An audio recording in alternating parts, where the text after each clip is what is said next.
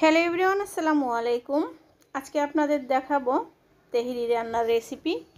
সামনে যেহেতু কোরবানি ঈদ, দেখা যায় যে গরুর মাংস খেতে খেতে আর ভালো লাগবে না, তখন একটু স্পেশালভাবে যদি চিকেন তেহরি রান্না করেন তাহলে বাসারও সবাই অনেক পছন্দ করবে।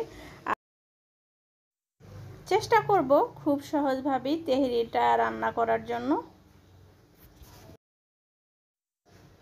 এখানে আমি চুলায় একটা পাতিল বসিয়ে দিয়েছি। প্রথমে আমি যে কাজটা করে নিচ্ছি, এটা হলো ছোট যে দেশি আলুটা আছে সেটা এখন আমি একটু তেলের ভিতরে ভালো করে ভেজে নিব। আর বিরিয়ানি কিংবা তেহেরিতে আলু না হলে কিন্তু খেতে ভালো লাগে না।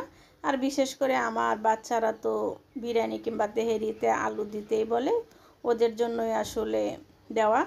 আর আমার বাচ্চারা তেহেরি কিংবা বিরিয়ানিও ফ্রাইড রাইস ওরা অনেক পছন্দ করে। আলুগুলো তুলে নিয়েছি। আমি আলুগুলো একটু সয়াবিন তেল দিয়ে ভেজে নিলাম। আর তেহেরি আসলে রান্না করতে গেলে সরিষার তেলটা দিতে হয়। এরপরে আমি এখানে সরিষার তেলটা দিয়ে দিলাম। আর সরিষার তেলের পরিমাণটা একটু কমিয়ে দিয়েছি, যেহেতু আমার বাচ্চারা সরিষার তেলের ফ্লেভারটা ওরা পছন্দ করে না, এই জন্য একটু কমিয়ে দিলাম। এরপরে দিয়ে দিলাম পেঁয়াজ আর কাঁচামরিচ। আর এখানে কাঁচামরিচের পরিমাণটা এই কারণেই বেশি দিচ্ছি, এখানে আমি কোনো ধরনের গুঁড়ামরিচ দিব না। আর দেখা যায় গুঁড়ামরিচ দিলে আপনার তেহেরির কালারটা একটু লাল হয়ে যাবে, সেজন্য আমি দিচ্ছি না। এরপরে দারচিনি, এলাচ, তেজপাতা দিয়ে দিয়ে ভালো করে একটু পেঁয়াজটা আমি ভেজে নিচ্ছি।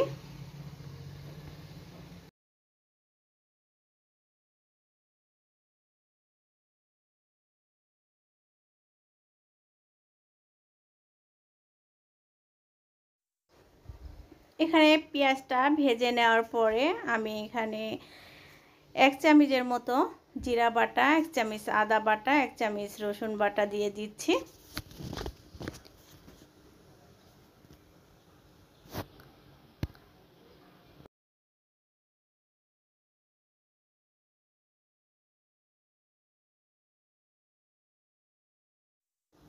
এরপরে এখানে আমি পরিমাণ মতো লবণ দিয়ে দিলাম।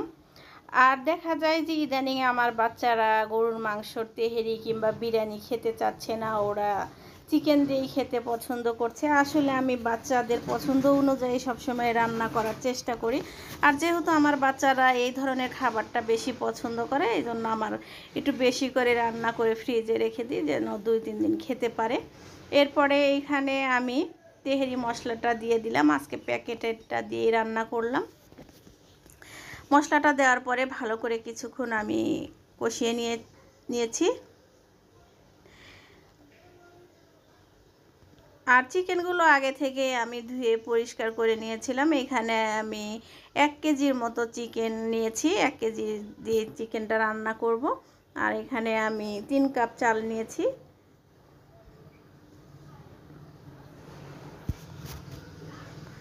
চিকেনে এখানে কিন্তু আমি কোনো ধরনের কোনো পানি অ্যাড করব না, এই মশলাতেই আমি চিকেনটা ভেজে নিচ্ছি।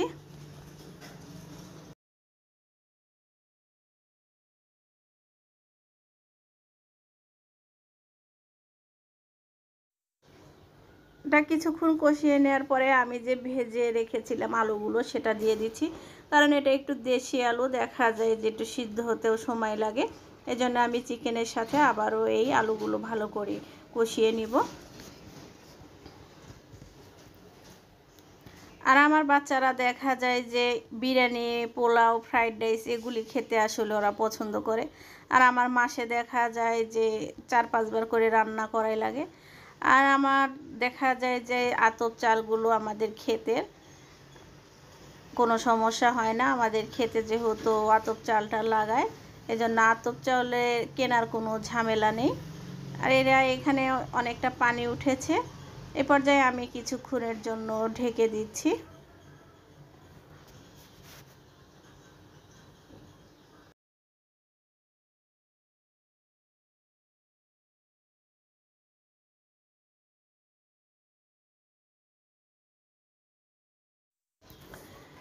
ঢাকনাটা খুলে আমি আবারও চিকেনগুলো একটু নেড়ে দিব। আর আমার মনে হয় সব বাসার বাচ্চারাই এই ধরনের খাবার পছন্দ করে।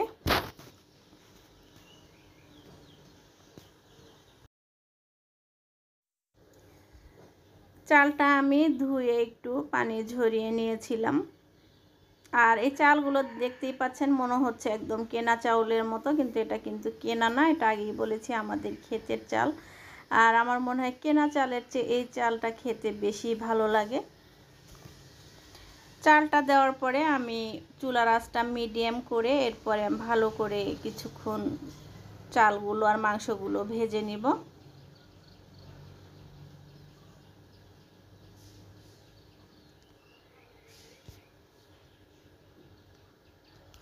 আর তেহারি রান্না করতে গেলে অবশ্যই সরিষার তেলটা দিতে হবে, কারণ সরিষার তেলটা দেওয়ার কারণে আপনার তেহারির টেস্টটা অন্যরকম আসে।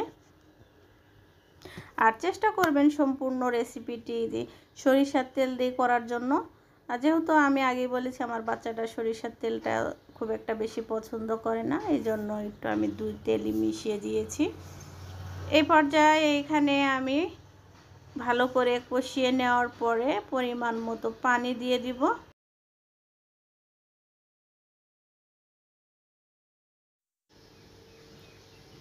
এখানে আমি পরিমাণ মতো পানি দিচ্ছি। আর দেখা যায় যারা নতুন রাঁধুনি তারা কিন্তু পানি মেপে দেয়, কারণ বুঝতে পারে না। আমি আবার কখনো পানি মেপে দিই না, চোখের আন্দাজে পানিটা দিয়ে দিই।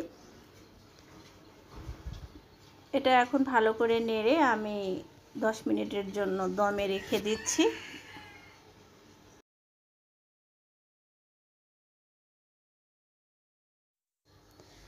মাঝখানে একবার ঢাকনাটা খুলে আবার একটু নেড়ে দিলাম যেন নিচে লেগে না যায়।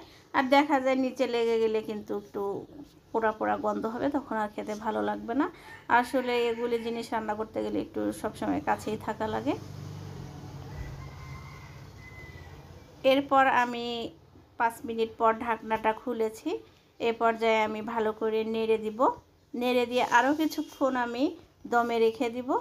আর কিছুক্ষণ দমে রেখে দিলে আমার তেহারিটা রেডি হয়ে যাবে। তেহারিটা রেডি হয়ে গেছে, আমি নামিয়ে নিয়েছি। এখন আমি একটু পরিবেশন করছি।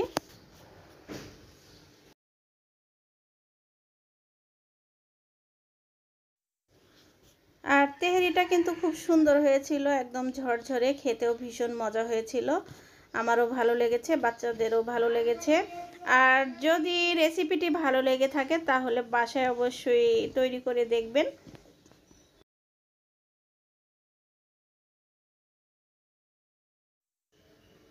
যদি ভিডিওটি ভালো লেগে থাকে তাহলে অবশ্যই একটি লাইক দিবেন এবং আমার চ্যানেলের সাথেই থাকবেন। আল্লাহ হাফেজ।